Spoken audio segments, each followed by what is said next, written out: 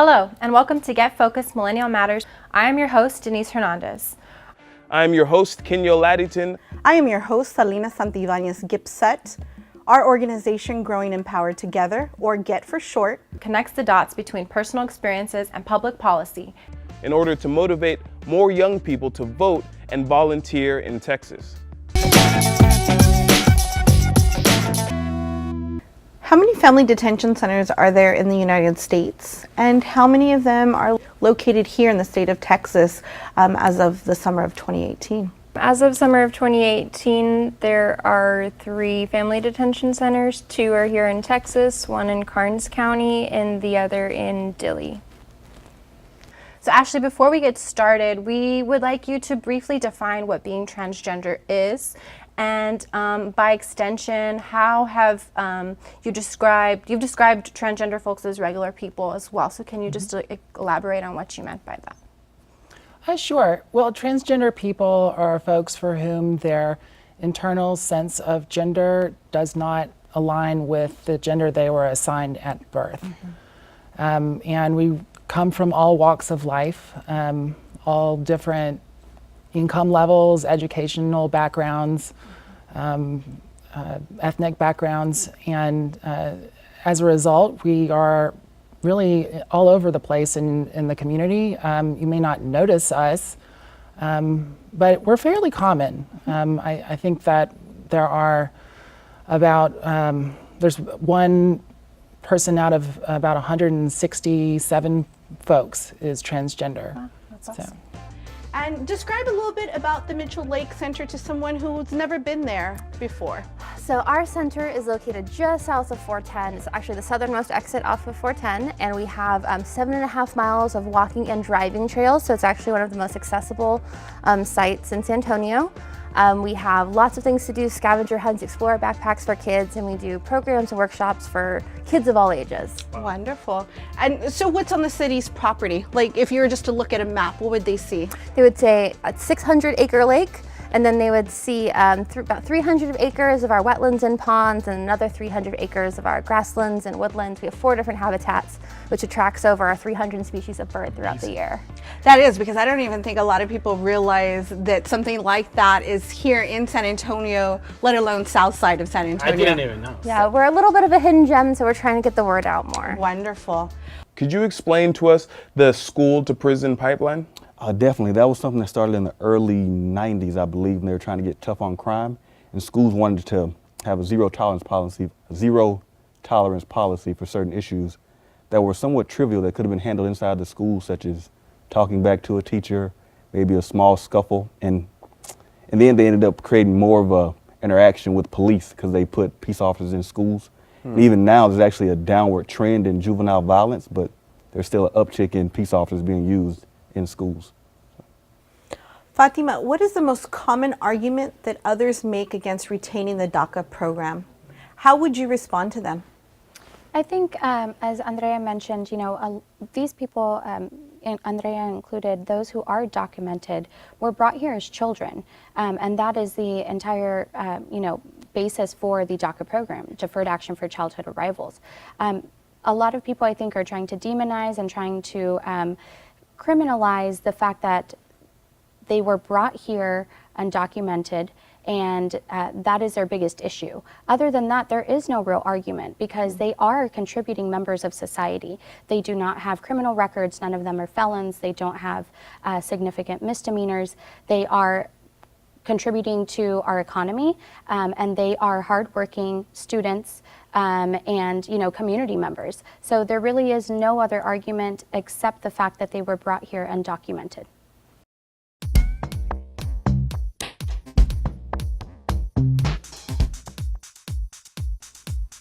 I'd like to apologize to the generations who will come after me.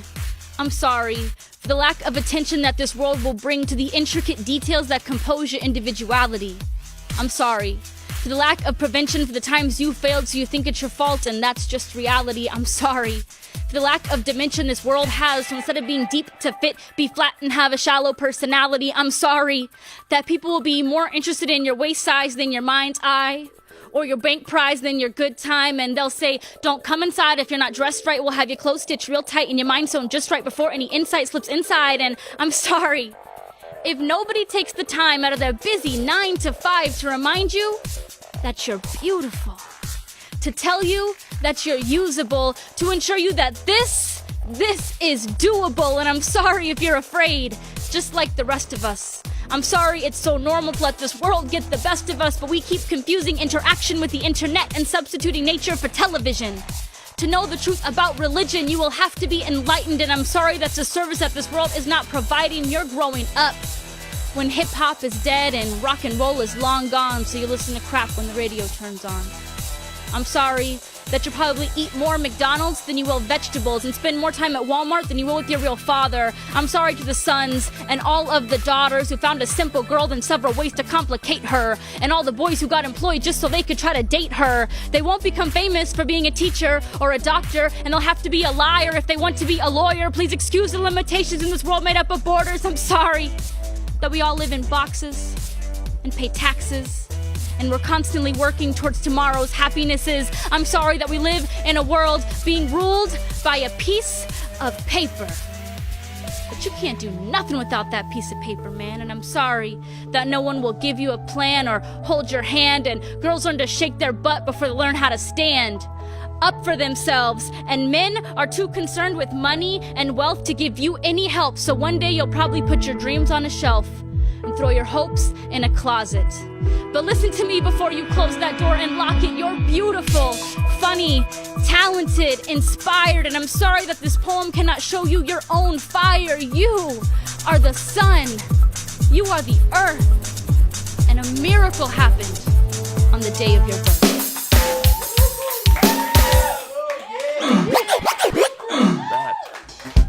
Okay, yeah, that was awesome.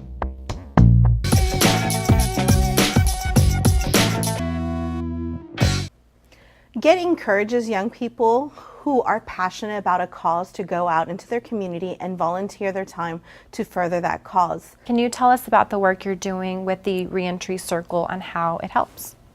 Absolutely. So again, with the Reentry Circles, we're going to do the circle process, which is an indigenous practice where we all come together as a community and address what needs are there, what feelings have happened, and how do we correct the behavior that's happened. And sometimes correcting that behavior is maybe there is a skill that's missing that because of what's happening at home or in the community that's impacting their ability to function in school. What are wraparound supports that we can offer this child? And so the Reentry Circle is really a process for us to all come together and rally behind this student and say, we're not going to dismiss you. Actually, we're going to face this conflict head on, because that's part of restorative justice. Like, we sit in tension, and tension's okay, but how do we support you in moving forward? So what are your group's goals with SA Muslim Vote? I mean, long story short, our goal is to get people to vote, get specifically Muslims to vote, get them organized, make them learn about the issues, to understand. You can talk to any Muslim and they'll have an opinion on American foreign policy. We want to get them educated on the issues outside of that. So your restaurant and bar is known as a community gathering place popular with progressives, musicians, music lovers, members and friends of the LGBTQ community, as well as for local artists and local politicians. What sorts of events do you host there that appeal directly to the interests of your community? Oh my gosh, so many. Yeah. I mean, we run the gamut of events. From Thursday nights, we have Queerica, which is a DJ that's always a queer DJ. Normally it's Della O, and so we have that event, for example, to burlesque shows, to we're going to have a Drag King Revolt show coming up soon. We're going to have Chingona Fest in the fall. But yeah, we did a lot of stuff around raising funds and goods for Hurricane Harvey when that happened in Houston. We have DJ residencies that are doing stuff around Latino music, from all over the different parts of the countries in Latin America, to house, to techno. I mean, I'm really open to when people approach and say, hey, we want to do something at Botanica. We want to do a fundraiser, which is coming up too, for immigrant youth, undocumented immigrant youth, raise funds for scholarships. So it really runs the gamut of things that we do there. As long as it's a space that is an event and a space that is going to be do better, I guess, for the community, opens things up, make people feel safe and good, and do for the bigger, better good of the world. Awesome. Jenny, the San Antonio community has so many opportunities for volunteers to give a part of themselves to others. How does the studio reach out to the community at large, and how does it service others? We really try to reach out as much as humanly possible. David and I, we love what we do. We love dancing, and we know the power of dance and how much it helps. So we work really, really hard to try to go to places. We've gone to retirement homes, and it's wonderful to see people connecting with the music and being able to kind of, oh, hey, I can move again, I can do this, and they get lost in the moment for a while. We've been to schools where you can have, elementary school kids who they have more stresses at home than sometimes the adults do. And they get to be kids and have fun and dance and play, and it's such an amazing thing to be able to go to various places and just share the power of dance. What motivated you to focus your life's work in the field of healthcare? Well, I've always wanted to do something that helps others. And through healthcare, I felt like everyone cares about their health, whether it's something that they need for prevention or maintenance, or they have some type of condition that needs treatment and interventions. And so I felt like through healthcare, I could do what I want, which is to serve others, and then universally which is applicable to anyone or everyone. I'm involved in many, many ways in my community. I used to volunteer for girls in Arundel County. I used to volunteer for Habitat for Humanity, SNPSA, San Antonio Pets Alive. So definitely I have been involved in my community in that way. But obviously my work is revolved around the voter rights of the citizens here in this country. I personally may not be able to vote, but my main volunteer work and my main work revolves on making it easier for other people to vote and being informed on what they are able to vote on.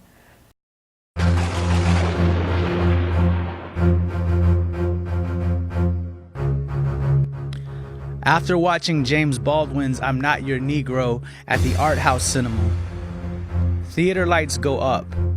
An audience is brought out of darkness, and suddenly everyone is an activist. Everyone is wearing berets. The theater clears. Patrons empty out like spilled popcorn. We mobilize in the parking lot. We are hopeful. We are loving.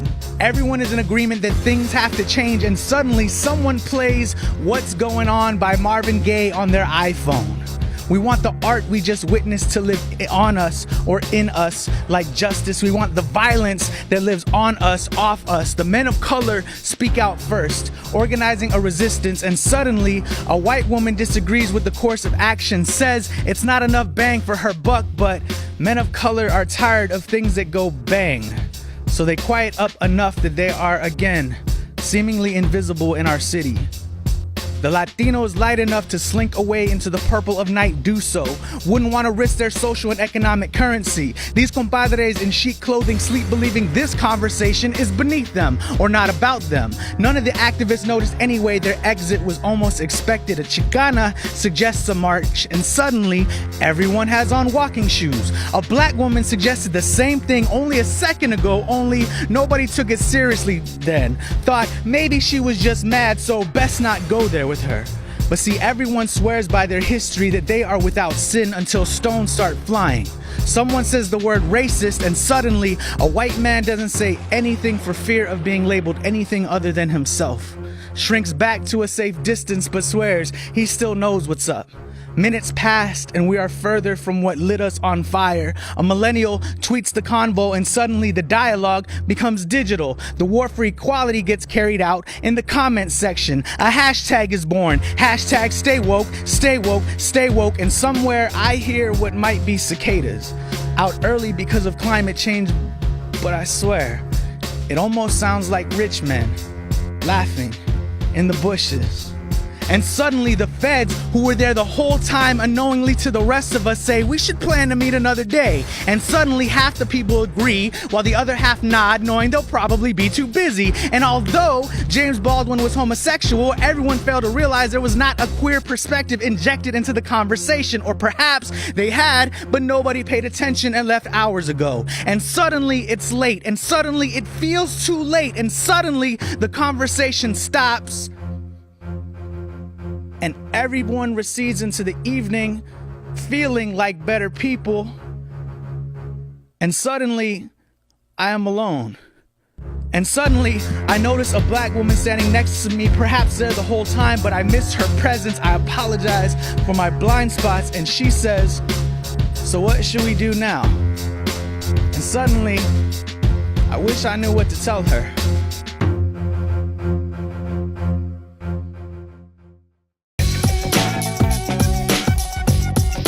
Sakib, tell us what motivated you to start a group called San Antonio Muslims Vote. So let's go back all the way back to 9/11. Okay. Before 9/11, politics, or the subject of politics, was just something that Muslims would do as a time pass.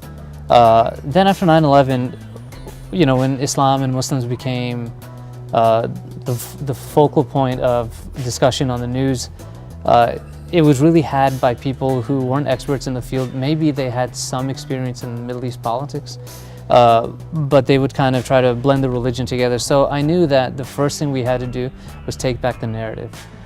Our first job was to go out, speak. Obviously, I was young, so I was like 15 or 16 when that happened. But I knew as I got older, I had to do that. And the best way to do that is to vote. We can go on TV, you know, as many times as we want, but it's not going to have the same effect as when we hold leaders accountable. And when we hold leaders accountable, we can only do that by having the vote. If we don't vote, our words fall on deaf ears. How important is it for eligible voters who care about undocumented and documented immigrants to go out and vote? Yes, this is the one thing that people can do to really create a positive change for the lives of immigrant students and families. Voting on issues that impact all of us as community members, it's so important. Again, it's one of those rights and privileges that we cannot take for granted.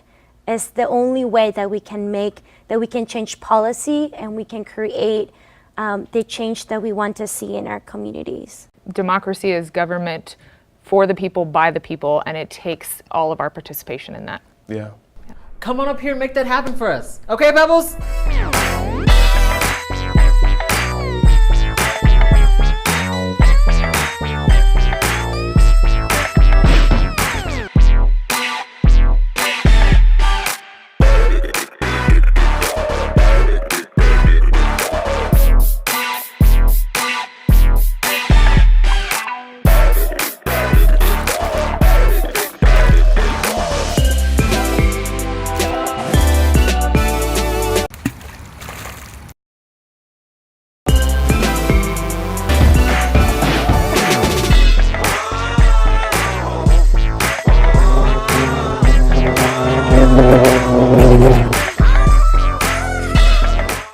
According to the Quran, like we kind of touched on earlier, women have the right to vote, of course. Yes. But again, culturally, many countries, like you stated, don't allow women to vote. As a Muslim woman, what are your thoughts on that? Every woman has the right to vote and give their opinion, because we're all human at the end of the day. What would you say to young African American non-voters in order to convince them to get registered and become more civically engaged? You have an opportunity to have a say in your future. Use your voice. It's so easy just to take a step back and to complain and say, I'm not seeing this, I'm not getting this. But it's so much more challenging to say, you know what, I need to find my role and to play in that role. And then everyone has this opportunity to play an equal role, which is casting your voice. Can you help non-voters understand why they should vote if they care about educational equity? Yeah, absolutely. Education impacts every one of us and impacts students and families in our community. And the way to get your voice heard is really to vote and to elect school board members and every level of government officials who who you think are going to do what's right for students. And like I said before, if they don't have an answer for one question or concern you have, it becomes your responsibility to get an answer from them and then vote and inspire your friends to vote. So when we think about voting, we think most prominently about voting for president, but your voice really like amplifies in local elections and even state elections where there's not really high turnout. It is so important that everybody watching this video gets out and registers to vote, registers your family and your friends to vote, and most importantly gets out to the polls to vote, because bad policies and bad officials are elected by good people who don't vote.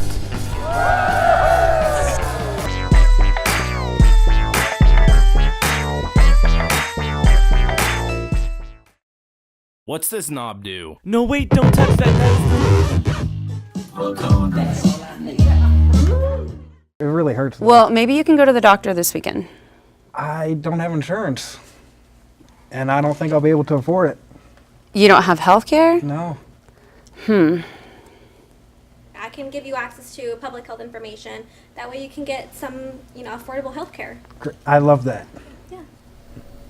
Well, we're still going to win. We are going to win. We are going to win. Why don't we wait for our friends so we can all go vote together?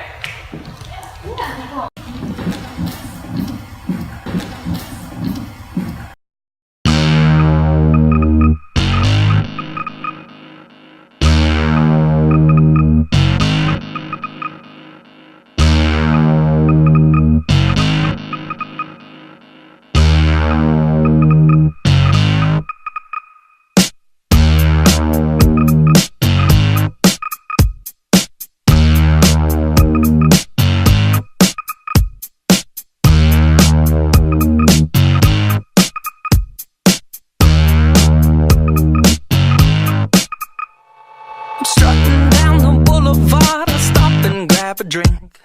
The pusher man comes sliding up, says, boy, got what you need. I got ups and I got downs, the whites and the greens. Do you duck or do you smoke? I said, man, that ain't for me. Just give me the beat. That's all I need. Just give me the beat. That's all I need. About that time a Cadillac come bumping down the street, hits its brakes and pops the trunk, says this you got to see. I got chains and diamond rings, 8 tracks and LPs. Do you like my merchandise? Says still that ain't for me. Just give me the beat. That's all I need. Just give me the beat. That's all I need. Now, Los!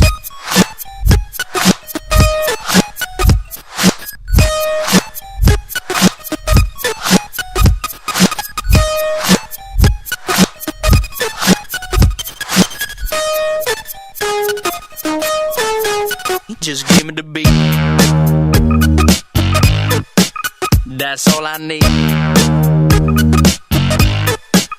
Just give me the beat. That's all I need.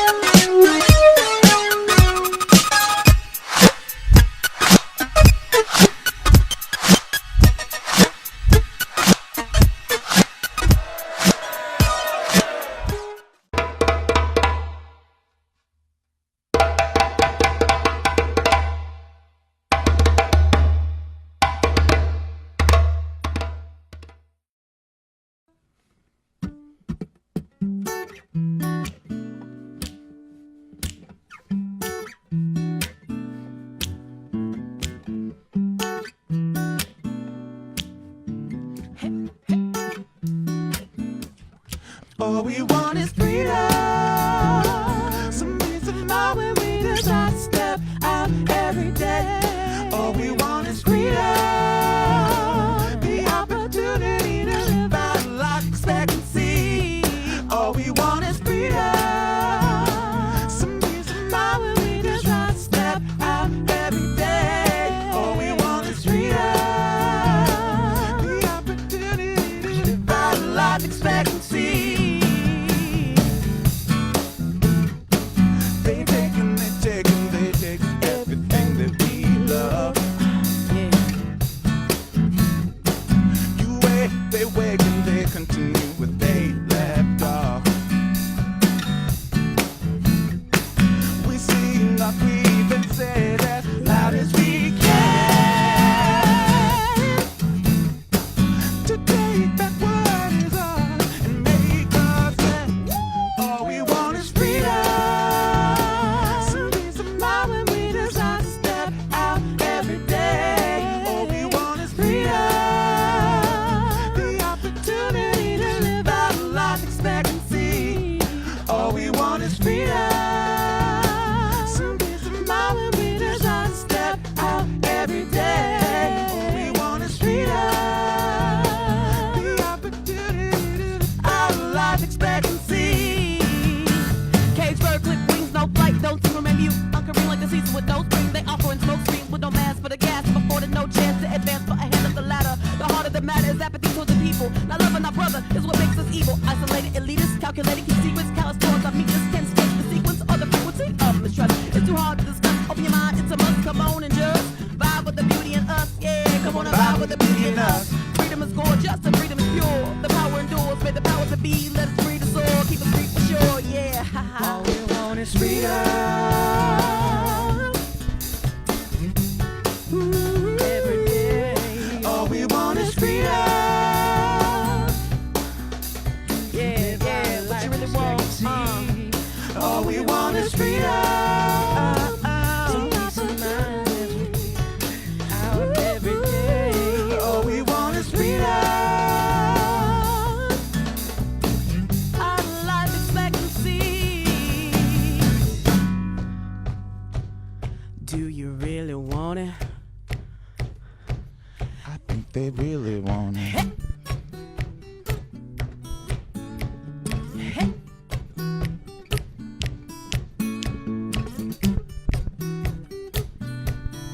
All we want is freedom.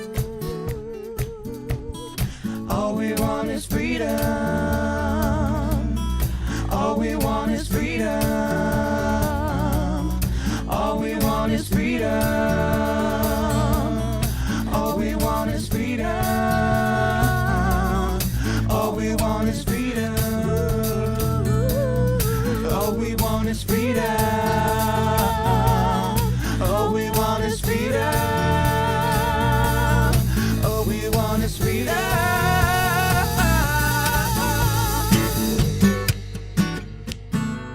I really want it.